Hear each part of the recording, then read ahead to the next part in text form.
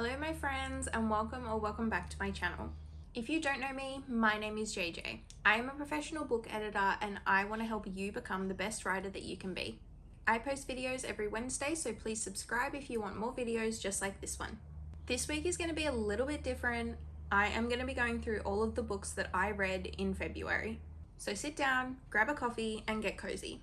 I know everybody's rating process is a little bit different, so I'm going to put on the screen what my rating process is and how I calculate spice. The first book that I read in February was Spellcaster by Jaymin Eve. And I'm going to be honest, this wasn't really my cup of tea.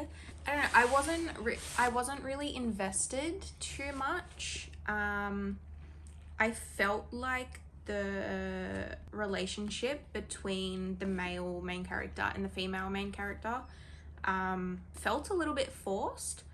It definitely wasn't my favorite, but with that being said, I did still finish it. I ended up giving it a 2-star rating and a 3 spice rating. The next book that I read was The Locked Door by Freida McFadden. I really enjoyed this book. I rated it 3 stars. I ended up guessing the plot twist in a way. I guessed who was behind it, but I didn't guess why they were behind it. So there was still, even though I figured out the plot twist, there was still a bit of a shock at the end, which was good. It's not my favorite Freida McFadden book that I've read, but it was still good. The next book that I read was God of War by Rita Kent, and oh my god, I loved this book. I saw a lot of people on TikTok because while I was reading the other books, I found Eli to be kind of boring. Hear me out. That opinion has changed now. But I found him very boring throughout the other books, but I think that was just because we didn't see much of him. But everyone on TikTok was like, Eli is amazing, his book is amazing. Believe it or not, Landon has been surpassed for the #1 spot of Legacy of Godmen. I don't know how that happened because I was sure that Landon was my end game, but here we are. But if I'm being completely honest, Remy is my end game. No one can beat Remy. I'm so sad that we're not getting a Remy book, but I have started reading the Royal Elite series, so I'm gonna get to read about his parents, so that's very exciting. I can't wait. I ended up giving God of War 4 stars and a 4 spice rating. When I tell you this book has a chokehold on me. This is my favorite Rita Kent book that I have read so far, and I don't think anything's gonna be able to top it. I am obsessed with Gareth. If I'm being honest, he is my favorite Legacy of Gods man, but with that being said, his book isn't actually part of Legacy of God series, so I don't refer to him as a Legacy of God man.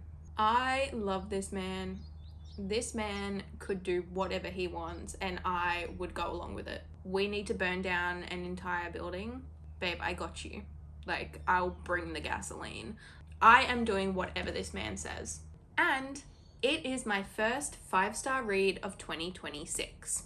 So it's pretty good. And it makes me very, very excited for Hunt the Villain to come out this month. It has a 4 spice rating and, as I said, 5 stars. Next book I read was Beautiful Venom by Rita Kent. Once again, I ended up giving this one 3 stars and a 4 spice rating.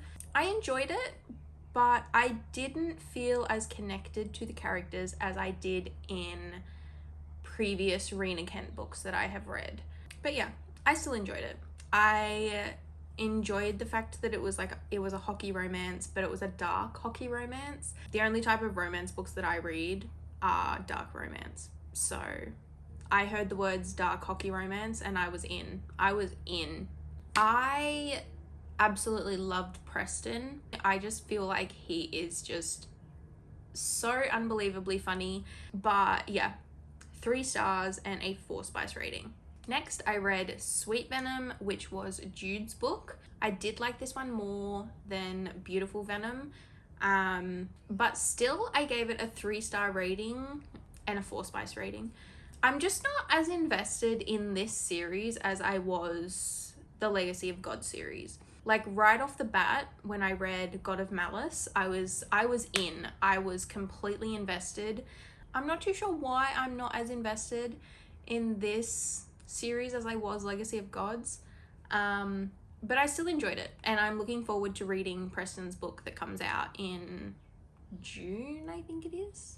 But yeah, I'm very excited to read Preston's book because, as I said, Preston was probably my favorite part of the series, so I'm really looking forward to his book. But I just know that his book is going to break me. It is going to break me in half with no mercy. I'm going to be a sobbing mess, I'm sure. The next book I read was The Green Mile by Stephen King. And I say read loosely because I finished part 1 and 2 before I DNF'd it. So I gave it a 1-star rating. I tried so hard to continue on with this book because these are actually my dad's. He's the biggest Stephen King fan that I know, and so he has read, like, he owns all of his books. I desperately want to be a Stephen King reader. Like, I want to read his books because the stories that he comes up with are just phenomenal. And so he was like, okay, here, have The Green Mile. I feel like this is a good starting point, and then once you've read the books, we can watch the movie. And I was like, okay, done. Because if you watched my last video of Stephen King's writing tips, I mentioned that some of my favorite movies are adaptations of Stephen King books. So I was like, okay, it's got a movie, great, I'll read the books and then we can watch the movie. Yeah, that didn't happen.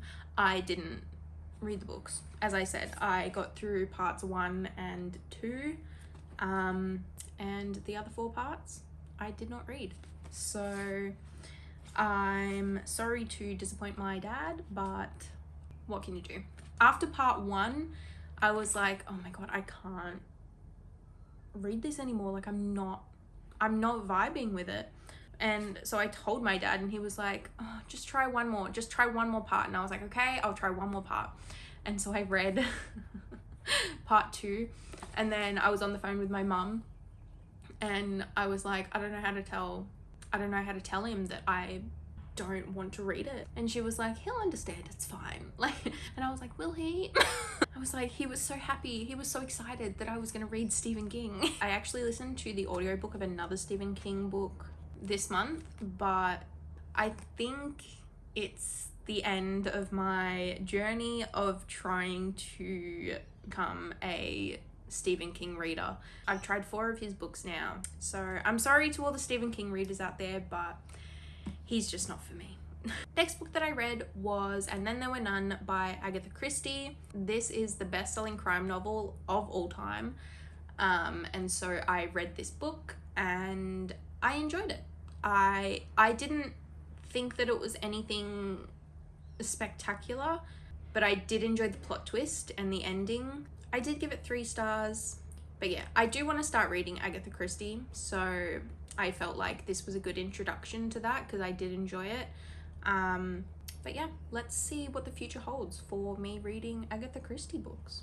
Next book that I read was Gwendy's Button Box by Stephen King. This was my final shot at Stephen King. I listened to the audiobook because I was like, maybe if I listen to it instead of actually reading it, it might help a little bit, and then I can listen to the audiobooks of Stephen King. It did not make it better. I enjoyed the story, as I do, and I cannot say this enough. I enjoyed the story as I do with all of Stephen King's ideas, but still I didn't vibe with it. I didn't vibe. I don't know what's wrong with me. I don't know why I can't read Stephen King. But yeah, I gave it a 2-star rating. I pushed through and I finished it because I was like, I don't want to do my dad dirty and DNF another Stephen King book. So I finished it. That is the end of my Stephen King journey, I'm afraid. It really is. But I will continue to watch his movies religiously because it's so good. Next book that I read in February was The Teacher by Frida McFadden. This book is my favorite Frida McFadden book that I have read. I really enjoyed it. I ended up giving it 4 stars and a 1 spice rating. I did not see the ending coming. And when I say that, I mean the last page. The last page threw me. The last page threw me. It was just absolutely insane to me. That's going to sound very confusing to someone who hasn't read the book, but if you have read the book, you will know exactly what I'm talking about. The last book that I read in February was another Frida McFadden book, The Housemaid. Now, I have a lot to say about this book because I put off and put off and put off reading this book, and then I was like, you know what, I'll just read it, because I was like, the movie's just come out, so I can read it and then I can watch the movie. And so I read it, and guys, I was a little disappointed. I don't know why I was disappointed, but it was just like not what I had expected. And I gave it a 3-star rating because like I enjoyed it, but at the same time I didn't understand the hype. Like, I've read better Frida McFadden books than The Housemaid. I was disappointed for the sole fact that it was so hyped up, so I was like, this is going to be a great book. But then it didn't live up to the expectations, unfortunately. Thank you so much for watching. If you liked this video, make sure to hug the like button and follow me on all of my social medias. On my TikTok, I post writing tips every weekday, and on my Instagram, I post vlogs of my own writing journey while I write my debut novel. I'll see you next week, and remember to be friendly.